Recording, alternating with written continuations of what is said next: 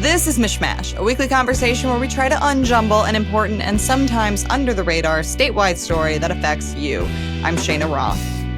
And I'm Alethia Kasben. Governor Gretchen Whitmer gave her 7th State of the State address this week and took a different tone than years past. The governor called for bipartisanship, finding common ground with President Donald Trump, and acknowledged some problems in the state she wants to fix related to education and roads. Finally, to my fellow Michiganders, I took an oath of office to serve the people of Michigan, and that means all the people of Michigan. That's my commitment to you, no matter who is in the White House or who's on the other side of the aisle in Lansing. Yes, I do hope to find common ground with President Trump and work with the Democratic-led Senate and Republican-led House on our shared priorities. Now, I'm not looking for fights, but I won't back down from them either. In Michigan, we have an opportunity and an obligation to lead by example. Our state represents America in every way, economically, geographically, politically, and socially. People from every walk of life call Michigan home. We don't always agree, but we move forward together. Unity was definitely the point that she kept coming back to time and again. And Alethia, one of the main things the legislature is working on right now is the state budget. We are officially in budget season. Whitmer wants a balanced budget by June. Do you think Republicans and Democrats will actually be able to come together as they work on it? Or will the bipartisan message get lost when it comes down to actually having to spend this money? Well, we saw the legislature, strike a deal last week, a significant deal on minimum wage and paid sick time. So at this point, I would say anything is possible. During her speech, Whitmer gave Republican Speaker Matt Hall a shout out for the GOP proposal to include more transparency in who is sponsoring certain earmarks, so certain mini spending projects in the budget. That certainly seems like an olive branch moment to me. The governor has also publicly said that cuts will have to be part of the road funding solution, which could happen as part of this budget. So these are things where people can come together. So certainly it's possible we see an earlier budget again, but I would say it's still an open question. Some of it really depends on how far House Republicans want to go in their plans to reduce spending. Let's dig into some of the other points Governor Whitmer hit on during her speech. She had already released her budget proposal, so she seemed to kind of focus more on big picture, lowering costs, especially when it comes to housing. She used the phrase build, baby, build. She also focused on jobs and trying to get more young men, especially to sign up for post-high school education programs. And then there's this fiscal responsibility and clearing up some red tape also seemed to be a big focus. What were your takeaways? So the State of the State is so often a speech for governors to call for some policy proposals, yes, but with rose-colored glasses, right? This speech struck me as different because the governor was very open about policy problems that need to be fixed. On permitting and licensing, she said the state is hindering people who want to work in trades or do simple things like repave their driveways. The governor also said the state needs to accept some hard truths. She used that phrase, which I thought was really interesting, in both education and roads. Education to me was a huge point because this is a Democratic governor who has led record spending on K through 12 education for years. This is something Democrats are very boastful about. They talk about it all the time. And she said, essentially, this is not working. Yeah, I think the quote she said was, we spend more and we get less, which when it comes to education, which is kind of huge for a Democratic governor to say. And she called on lawmakers to face the literacy crisis with fierce urgency. And on roads, she put all interests on call for a compromise. She is basically saying, we need to get this done, and I am open to any and all suggestions. Right. Whitmer told Republicans new revenue, so some kind of tax or fee increase has to be part of the plan. She also looked to Democrats and said, you know what, there's also going to need to be cuts. And she told the business community it can't be on the backs of the middle class. So signaling she wants to see some sort of fee or tax increase that isn't just for the everyday person. That could be, some sort of business tax increase. Republicans are still really resistant to a new fee or tax increase, but the governor is setting an interesting table here and kind of setting, I feel like, this reasonable plan. Like she's saying, I can be reasonable, you need to be reasonable too, which I think will put Republicans in an interesting spot. We're going to take a short break here, but when we come back, we're going to continue our conversation about roads when we're joined by Denise Donohue from the County Road Association of Michigan. Stick around. Welcome back to MichMash. I'm Cheyna Roth. And I'm Alethia Kasben. Today we have Denise Donohue, CEO of the County Road Association of Michigan, joining us. Denise, welcome to MichMash. Thank you for having me. It's good to be here. So, Denise, road funding has been a huge problem faced by policymakers in Michigan for years. I wanted to start at the top. What is happening with Michigan's roads and how we fund them? So, Michigan's roads have a lot of issues. We're not where we need to be in terms of objectives. So, when we talk about the county road system, our 83 counties that are all our members are responsible for 75% of the road miles, which is 90,000 miles of roads, and 52% of bridges, which is somewhere around 6,800 bridges. So really the lion's share. In addition to that, we maintain the highways for MDOT in 63 counties under contract because maintenance is something that we do very well, whether that's pothole patching, snow removal, grading, mowing, all of those kinds of things. So that's what we do in a nutshell. And so the funds are just not helping us get where we need to be. We have a committee at the County Road Association of engineers that between them, they have about 200 years of experience doing county road work. And so we use them at the association to help set the goals for us in terms of where we should be. And so on the federal aid eligible roads, these are usually called primary roads. Our goal is 90% good fare. That is the same goal that the Michigan Department of Transportation uses for its freeways and trunk lines. And on our roads that are not eligible for federal aid, which is 2/3 of them in any given county, our objective is 60% good fare. Where we sit with our non-federal aid roads or our local roads is at 45% good fare. So we're pretty far from a modest goal of 60% good fare. And on the federal aid system, I said our goal was 90%. We sit at 60% good fare. So we're pretty far from the objectives that, frankly, Michigan taxpayers, drivers, tourists should expect. So when you say, 90% and 60% good fare, you mean roads staying in good or fair condition. Is that, what does that mean? Is that, you said it was modest. Like, is there something better than good when we talk about roads? Like, I just want to give listeners a picture of what are the goals here? So good and question. Are they reachable? Good question. And so roads are rated according to PASER, which is Pavement Surface Evaluation System. Every county road agency has somebody certified in this. Michigan Tech does the training for this. And if you have a federal aid road, you are required every 2 years to go out and rate it. And so we are never, as a northern state, I don't know if any state is realistic, we are never going to have all of our roads in good condition. It's just not doable. So good fare is really what we would consider acceptable. You've always got something that's going to be cycling through that. Poor roads, I suppose we're always going to have some of those, but we have way more than we should have. So when I say that the local roads are in, the goal is 60% good fare, we just set that goal at 60% because 90% just doesn't seem attainable when you're sitting at 45. Mm-hmm. So it's not that we shouldn't, set all of them at 90%, but realistically in funds that are available that people are willing to support the system. And quite frankly, we're a northern tier state. Sometimes I think we hear some data thrown around that we're ranking at the top in terms of what we pay, and maybe the road condition doesn't get there. But sure, when you throw in Texas, Tennessee, all of those states that really do not have the issues of frost that we have. So Governor Gretchen Whitmer gave her State of the State speech last night, and road funding was a key focus. What did you make of her speech? What were your big takeaways?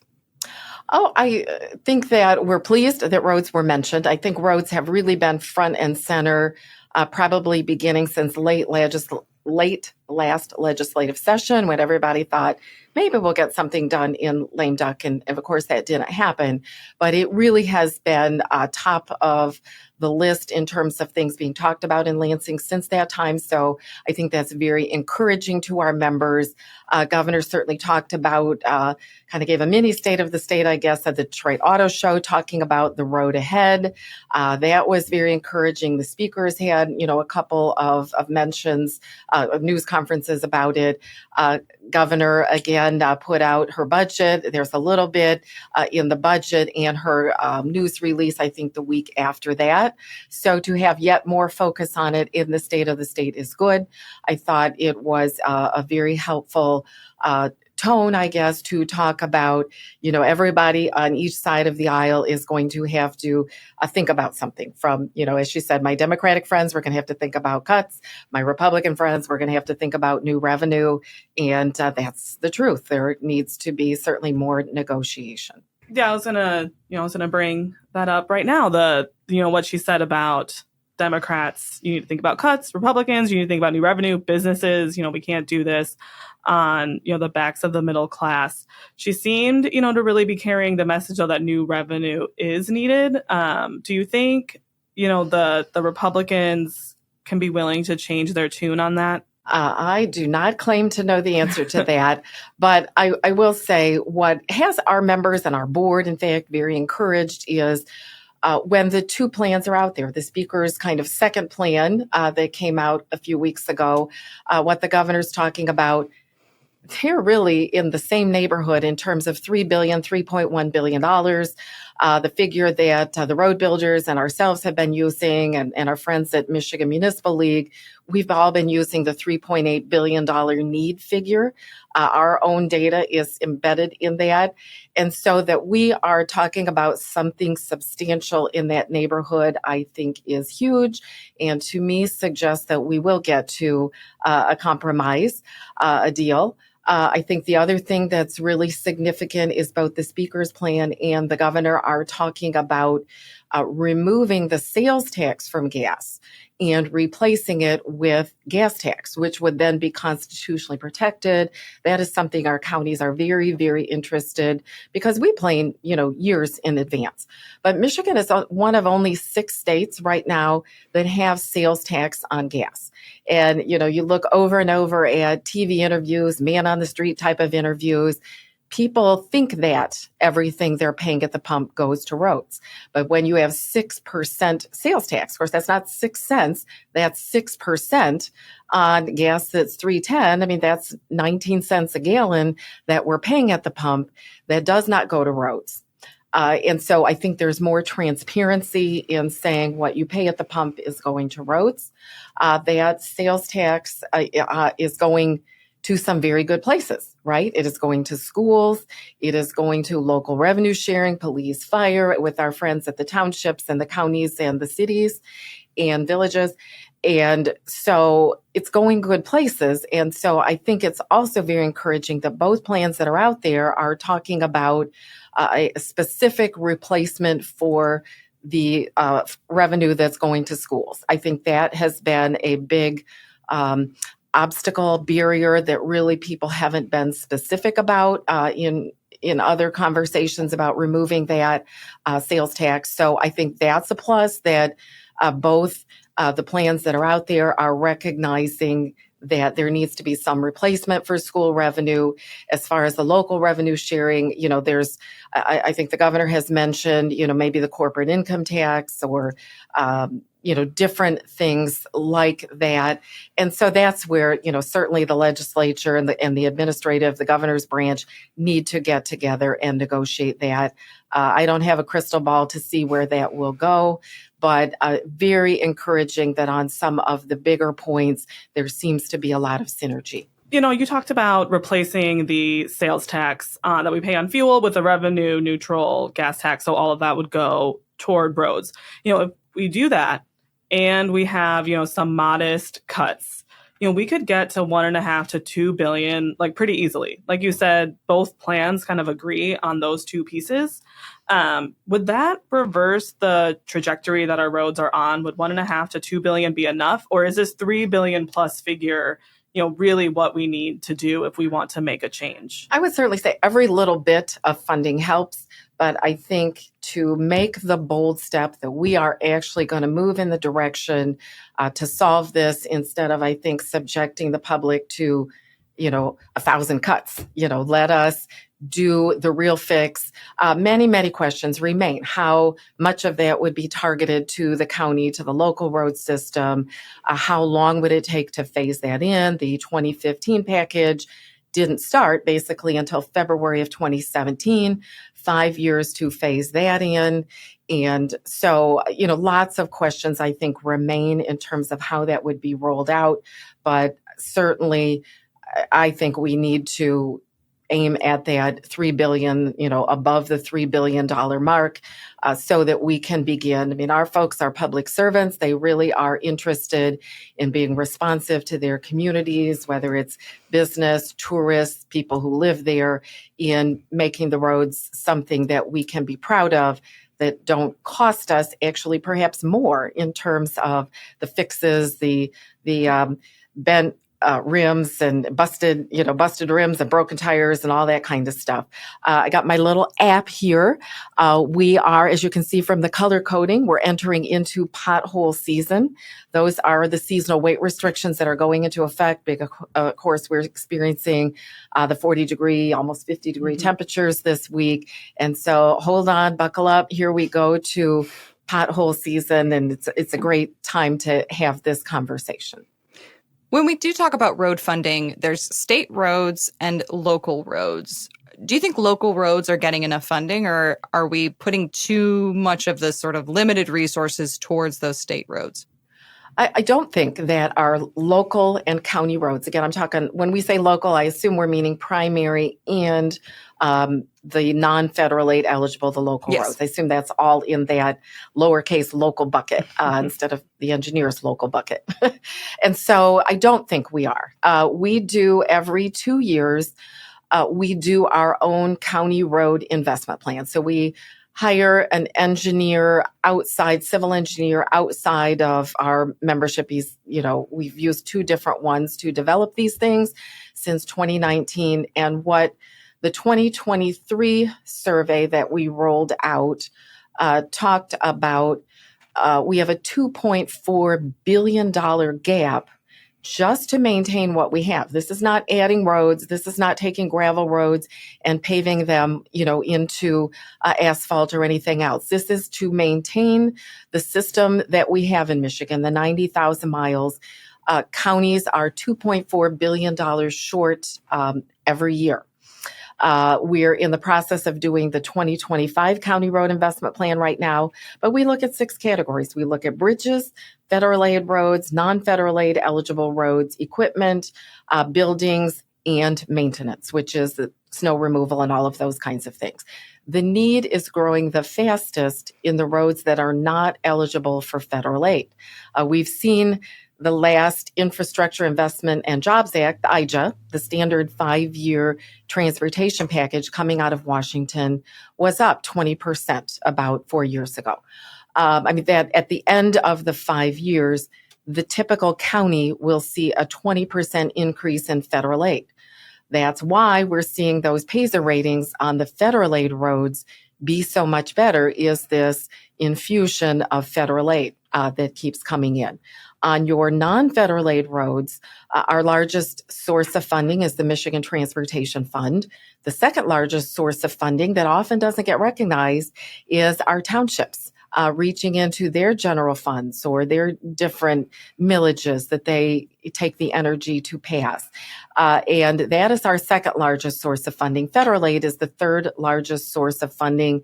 And again, 2/3 of the roads in any given county do not qualify for it. And that is the pain point. From 2021 to 2023, the need went up about 34% on those roads. So we're in no way keeping pace with where we need to be. So you talked about, the governor's speech last night, and she discussed her bonding plan, and the funding cliff are going to be, going down with, she basically put an influx of money. We're seeing a lot of that construction, but that's going to end.